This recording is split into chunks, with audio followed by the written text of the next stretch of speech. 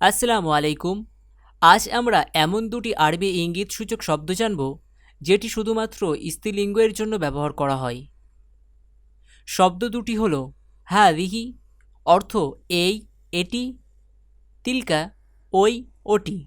Let's repeat, হাযিহি, এই, এটি, তিলকা, ওই, ওটি। হাযিহি, এটি কাছের কোনো জিনিসের দিকে ইঙ্গিত করা হয়, আর তিলকা, এটি দূরের কোনো জিনিসের দিকে ইঙ্গিত করা হয়।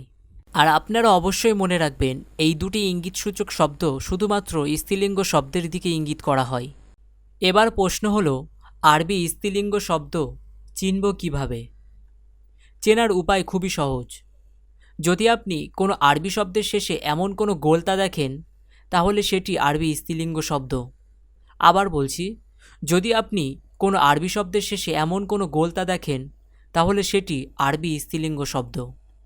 তাহলে চলেন হাযিহি ও তিলকা এই দুটি ইঙ্গিতসূচক শব্দের উদাহরণগুলি দেখে নেই।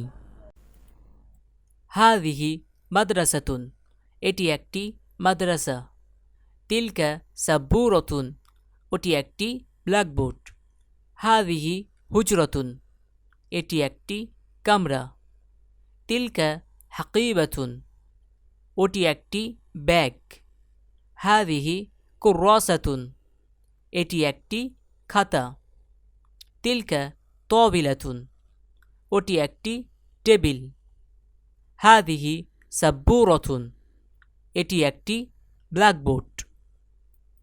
তিলকা কুররাসাতুন, ওটি একটি খাতা। হাযিহি তাবিলাতুন, এটি একটি টেবিল। এখানে একটি জিনিস আপনারা লক্ষ্য করুন, দেখেন এই সমস্ত শব্দের শেষে গোলতা আছে, অর্থাৎ এই সমস্ত শব্দগুলি হলো স্ত্রীলিঙ্গ শব্দ। আর এই স্ত্রীলিঙ্গ শব্দের জন্য হাযিহি ও তিলকা এই দুটি ইঙ্গিতসূচক শব্দ ব্যবহার করা হয়।